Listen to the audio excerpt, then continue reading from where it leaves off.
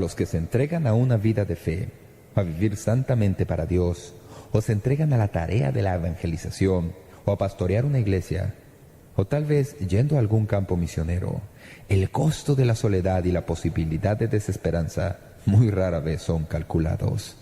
Muchas cosas van incluidas en el ministerio.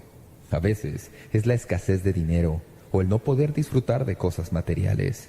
A veces es la posibilidad de no poder proveer para la educación apropiada de los hijos. Esto también es una posibilidad en los misioneros. Pero pienso que la prueba más grande al servir a Dios es la prueba de la soledad. Porque, como un misionero lo dijo, el darse cuenta de que no hay oportunidades de aplauso de parte de nadie, y no encajar en el torbellino social de la buena vida en la ciudad natal, y nunca ser realmente una parte del pueblo en las actividades normales de la vida. Porque, escribe este misionero, ser misionero es, después de todo, ser un grupo aparte. Este es el peso aplastante de la cruz para mí, que Jesús debe haber sentido de seguro muchas veces, que todos deben sentir al poner la mano en el arado. Este misionero sigue diciendo que nadie piensa en estas cosas en el momento del llamamiento y de la entrega porque sentimos que es algo que Dios atenderá personalmente, y lo hace, a fin de cuentas. Pero estas presiones, así y todo, pueden traer esos momentos, esos días, esas horas de soledad, y en esos momentos uno se siente frágil como ser humano e incluso como siervo de Dios. Otra misionera escribe palabras similares al describir su situación. Ella dice: la peor parte de todo es que en 20 años de servicio misionero nunca pude intimar con alguien en mi país a quien pudiera realmente llamar una amiga. La gente oraba por mí, pero decían que cuando mi nombre aparecía en el calendario de oración de la iglesia, nunca podían orar por mí como por alguien a quien realmente conocieran. Mientras andaba en mi gira para levantar fondos, nunca confesé a nadie alguna debilidad humana honesta. Nadie quería oír eso. Los abochornaría. Una vida de fe no tiene fragilidades humanas. Es lo que todos dan por sentado, y admitirlas es destruir su imagen ideal de la química humana dominada por Dios. Así que me mantenían por encima de todo eso. No me permitían bajarme de ahí a donde ellos estaban, y yo tenía que estar por allá arriba, en algún nivel, a fin de que ellos mantuvieran su confianza en mí como misionera.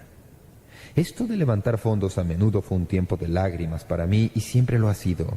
Quería desesperadamente que la gente me aceptara en sus círculos íntimos como persona, no como guerrera superhumana de frontera. Quería llorar con ellos y reír con ellos. Quería que ellos hicieran igual conmigo. En lugar de eso, cuando nos reuníamos, hablábamos, conversábamos. Yo hacía mi actuación, ellos aplaudían, y eso era todo. Cualquier siervo de Dios, cualquier persona que ha sido llamada a un lugar de liderazgo, sea en el ministerio en los Estados Unidos o en algún país en el extranjero o en algún cargo ejecutivo en alguna corporación cristiana grande, sabe algo de lo que esa misionera estaba expresando, porque es parte del equipaje del ministerio experimentar ese tipo de soledad, desaliento y desencanto que describen estos dos misioneros veteranos, y que encuentra respaldo en el texto que se halla en 2 Timoteo 4:9. Pablo está ultimando detalles para Timoteo. Básicamente, ya ha dicho todo lo que quería decir en cuanto al ministerio. Miró hacia atrás en la historia, le dio instrucciones para el presente, le alentó a mirar hacia el día de Cristo y la pronta aparición de su Salvador, pero ahora, a punto de concluir su carta, hay algunas cosas que brotan a torrentes en su mente y que tiene que decirlas. Me parece algo extraño que entre esas cosas haya varias que indiquen desencanto para el apóstol. En primer lugar, no se puede dejar de ver el hecho de que hay en estas palabras finales algo del desencanto que viene por la incomodidad.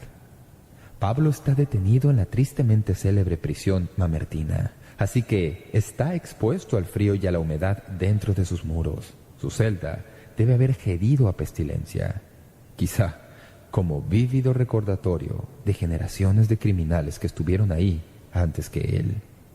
Pablo sabía que no había escape de su celda, excepto por la muerte. Ya había tenido una audiencia preliminar ante el César, y aunque había escapado de la muerte en ese punto, todo era cuestión de tiempo. Pablo lo sabía. Pablo no tenía duda alguna de cuál sería la decisión final. El sentimiento del público hacia el apóstol y los que le rodeaban era de hostilidad.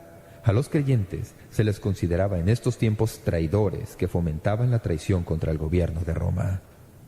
La nube negra que colgaba sobre Pablo queda resumida en los versículos 6 y 7 de 2 Timoteo 4.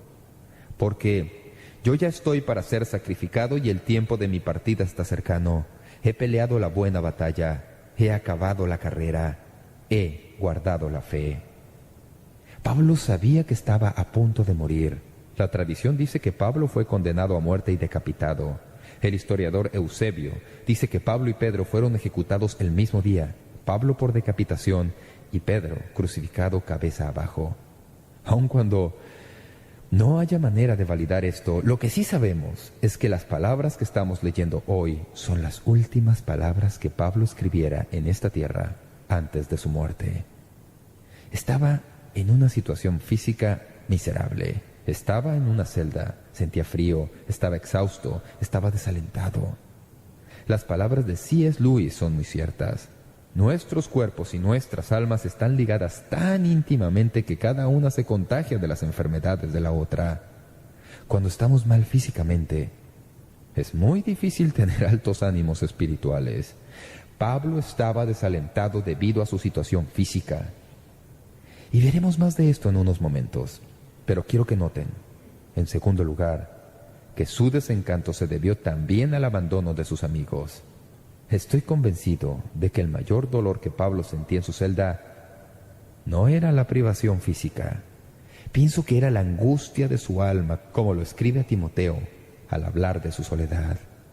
En el capítulo 1 de esta carta, Timoteo nos dice que todos los de Asia se habían puesto en contra de Pablo, incluyendo Figelo y Hermógenes. Aquí aprendemos que Demas además lo había abandonado, amando más a este mundo presente. Pablo había mandado a Crescente a Galacia y a Tito a Dalmacia. También había enviado a Tíquico a Éfeso, y Alejandro, el calderero, había estado solazándose en atacarlo a diestra y siniestra. Había dejado a Erasmo en Corinto, y Trófimo había quedado enfermo en Mileto. Según los versículos 16 y 17, todos sus amigos lo habían abandonado en su defensa. Hay soledad que duele en sus palabras en 4:11 cuando dice: «Solo Lucas está conmigo». Puedo identificarme con las palabras de Hanley Moore, que al escribir sobre este pasaje en particular dice: «A menudo he hallado difícil estar deliberadamente en calma cuando leo estos breves capítulos. Me hallo en una experiencia en la que las lágrimas me afloran a los ojos. El corazón del escritor late en el escrito. Uno puede ver las lágrimas caer por el pasado cercano y el presente asolador, y a pesar de todo esto, hay una noble solemnidad. Aquí está un hombre a punto de morir, y debe decir estas palabras ahora o nunca, y esto baña toda la composición. Un momento es fuerte, con valor, y al siguiente es tierno como un niño cuando le suplica a su amigo Timoteo que trate de venir antes del invierno». Es interesante que en esta epístola leamos que Pablo anima tan frecuentemente a Timoteo a ser intrépido, y podemos sentir en las palabras la fibra de acero de Pablo. Aquí en estos momentos, al concluir, le vemos como hombre de carne y hueso, un hombre de una naturaleza y pasiones como las nuestras. Aunque ha acabado su carrera y está esperando la corona, sigue siendo un ser humano frágil, con necesidades humanas y comunes, y describe su suerte en la prisión en términos que usted y yo podamos entender. Es el desencanto del abandono. En tercer lugar, vemos el desencanto de la deserción. Hay un contraste interesante en este texto, porque en el versículo 8, Pablo ha estado hablando de los que aman la venida de Cristo, y apenas unas pocas frases más adelante habla de uno que ama más al mundo, y lo que nos recuerda que no podemos amar a Dios y al mundo a la vez. Demas había tomado su decisión. Rehusó quedarse con Pablo en su amor por el Señor y por la venida del Señor, y escogió más bien seguir al mundo y desertar de la fe.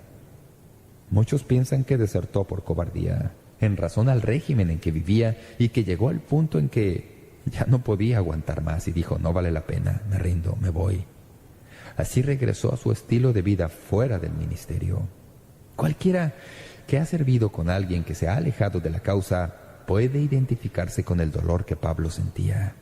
Ahí estaba, un hombre a quien él consideraba como socio y amigo, que esperaba que lo respaldara y animara, y en el momento en que más se le necesitaba, Demas se fue y lo dejó solo. El desencanto de la deserción.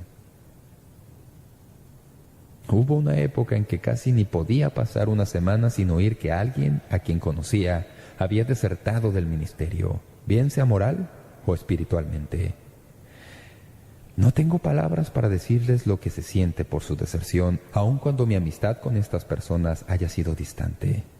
Comprendo cómo se sentía Pablo.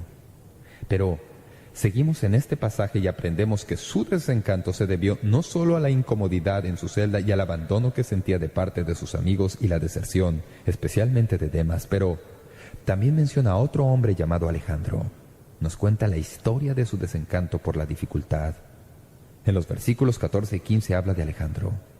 No sabemos mucho de él excepto que era calderero, o más bien diríamos herrero, en nuestros días.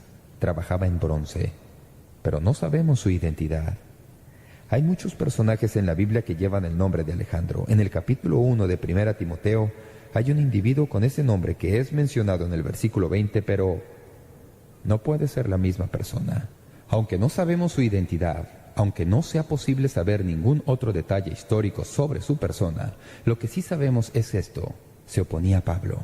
Es más, la palabra que Pablo usa para describir la oposición de este sujeto significa literalmente un informante. Muchos piensan que Alejandro fue quien dio los informes sobre Pablo que resultaron en su nuevo arresto y encarcelamiento.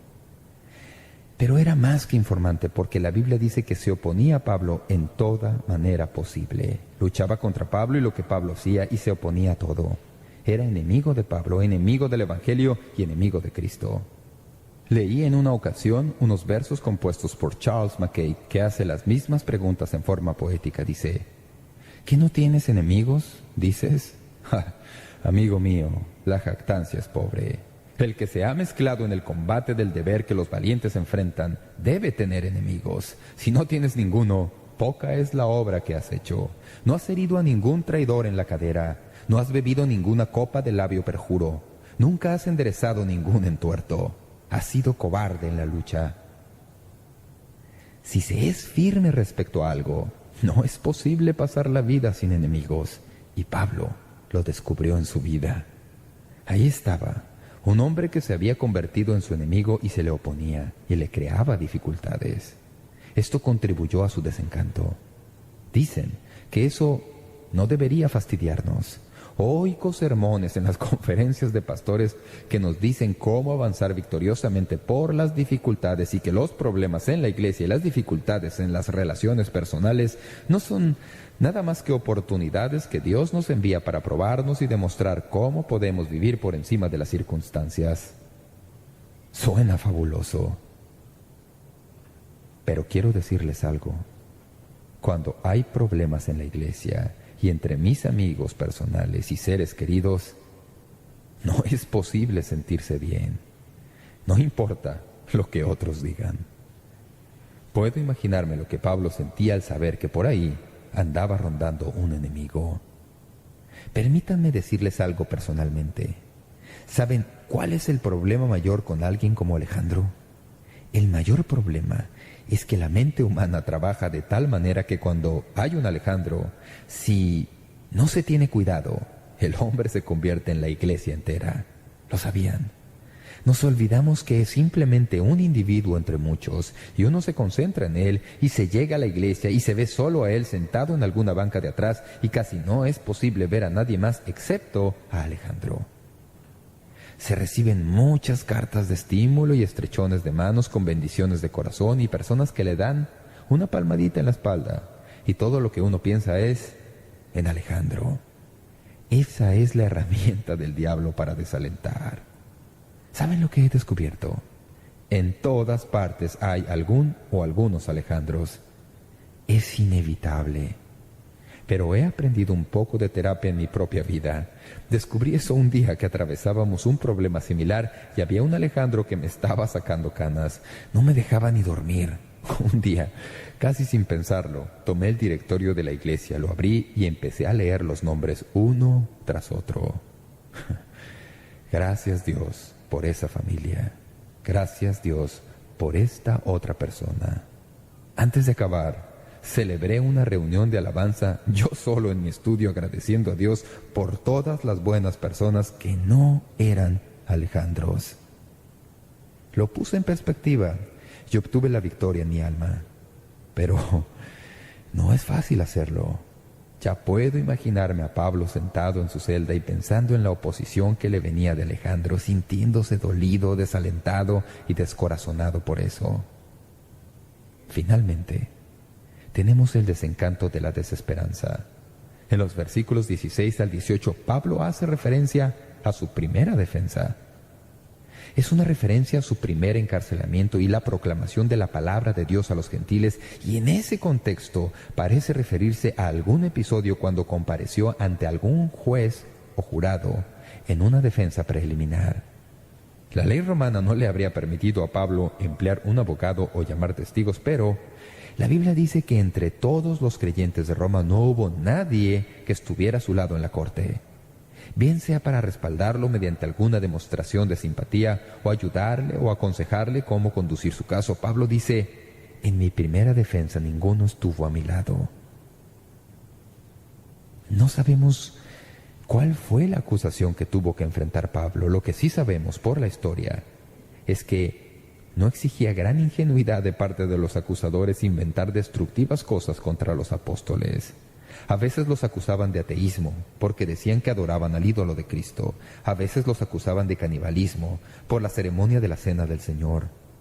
Para lograr sus malévolos propósitos, inventaban lo que fuera necesario. Pero cuando Pablo se levantó para hacer su defensa, no había nadie que estuviera ahí para animarle o ayudarle.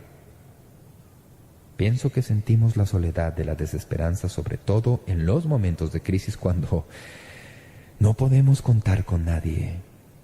Una cosa es ir por la vida y sentirse solo en la rutina de la vida día tras día, pero cuando tenemos que levantarnos en el lugar de la crisis y pesa sobre nosotros alguna gran decisión y necesitamos que alguien nos ayude y no hay nadie, nos enfrentamos a momentos de enorme soledad.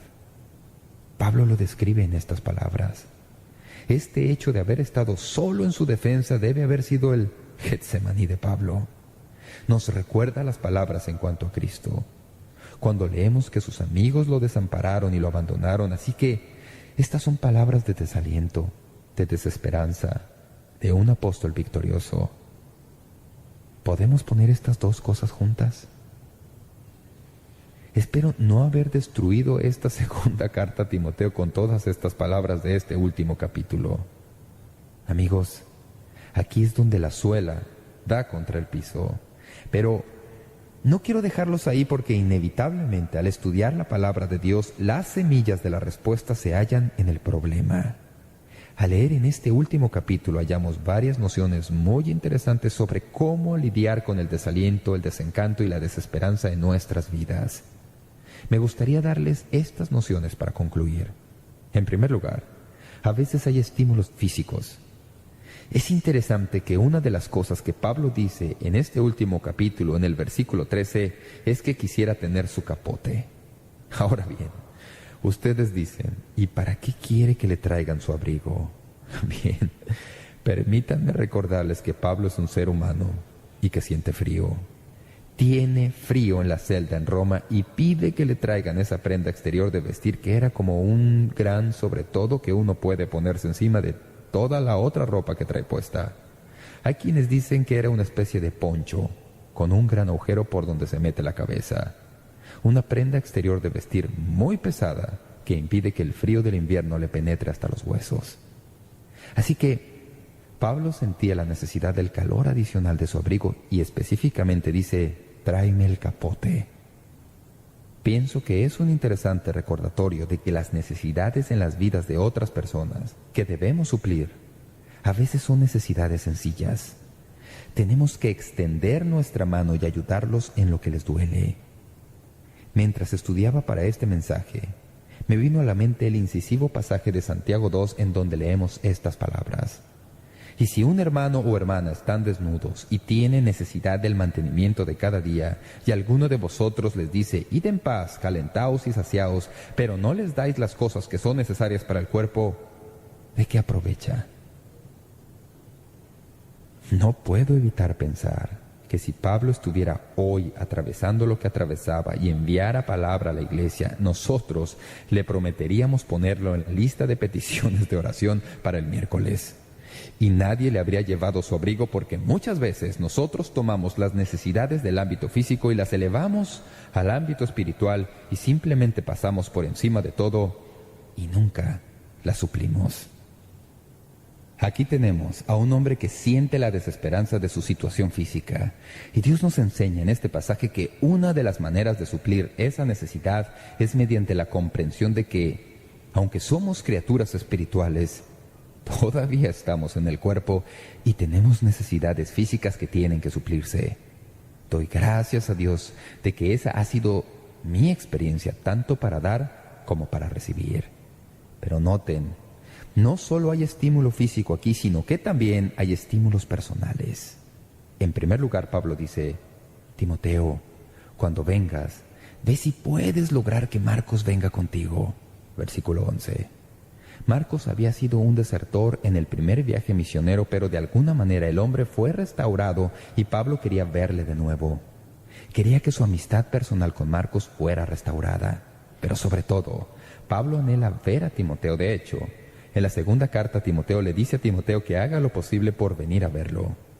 2 veces en este pasaje, en el versículo 9 dice, haz lo posible por venir pronto a verme. Y luego en el versículo 21, procura venir antes del invierno.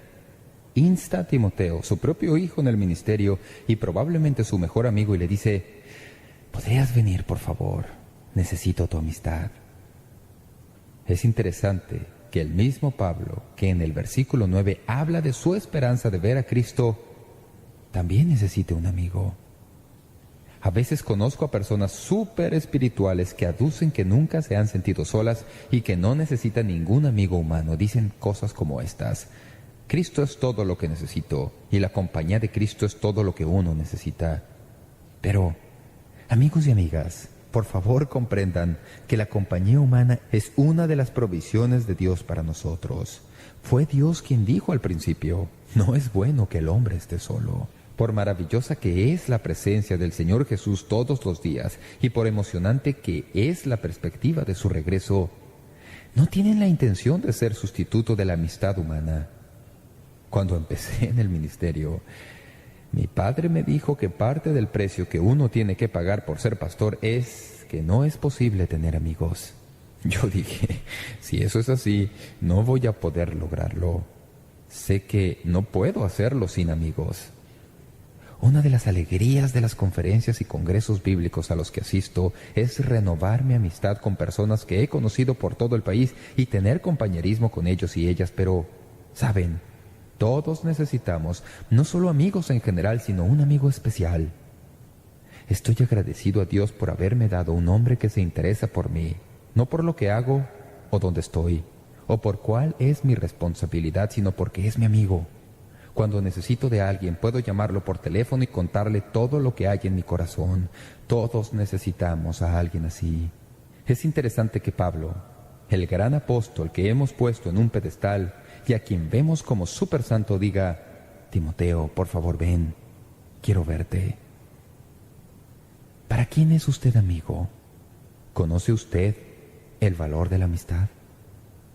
Pero Pablo también quería aliento mental. Tenemos en nuestra congregación un par de personas que trabajan en la publicación de libros. Estoy seguro que les encantará oír que Pablo, a punto de morir, pide sus libros y sus pergaminos. Tengo que entenderlo desde mi perspectiva. Eran las cosas que ocuparían su mente en las horas en que estaba solo ante Dios en su celda. Probablemente era el Antiguo Testamento, tal vez en griego, y tal vez algunas copias de las palabras del Señor, tal vez algunas de las narrativas de los Evangelios. Sea lo que sea, Pablo quería esas cosas para ocupar su mente en ellas. No hay nada que yo sepa que sea de mayor aliento para nosotros cuando atravesamos dificultades, aparte de la Biblia, que hallar un buen libro que supla nuestra necesidad. Soy ávido aficionado a los libros, y hay libros que suplen nuestras necesidades mediante la aplicación de la Biblia, sea cual sea nuestra necesidad. Es una desdicha que no seamos gente que lee. La televisión se ha apoderado de nuestras vidas. En una ocasión, leí de unos estudios que me parecieron muy interesantes, que dicen que cuando vemos televisión ocupamos un mecanismo totalmente diferente al que usamos cuando leemos. Una de las razones por las que nos gusta ver televisión es que no exige nada de parte nuestra. Podemos poner nuestro cerebro en neutro y ver televisión, y recibir la euforia sin que ocupe nuestra atención. Pero les diré algo. Sumérjanse en un libro que supla su necesidad y dejen que ese libro llene su vida. Dejen que ejerza su valor terapéutico en su vida y descubran que algunas cosas que eran tan importantes empiezan a disiparse porque usted ha sido ministrado intelectualmente. Pablo quería recibir aliento mental. Finalmente, también hay en este pasaje alientos espirituales. Versículo 17, Pablo dice: «El Señor estuvo a mi lado. Cuando todos me abandonaron, el Señor estuvo a mi lado». Noten la frase que usa para describir la ayuda del Señor. Él estuvo a mi lado, esta es su presencia, y me dio fuerzas, esto es su poder. Luego, y me libró, y después, me preservará. No queremos restarle importancia a la presencia de Dios cuando hablamos del asunto de la amistad personal. No están en conflicto una con la otra, pero hay momentos cuando la presencia del Señor lo es todo. Cuando nuestro cuerpo siente frío, necesitamos un abrigo. Cuando nuestro corazón se siente solo, necesitamos amigos. Cuando nuestra mente está aburrida, necesitamos libros. Pero cuando nuestra alma siente dolor, necesitamos a Dios.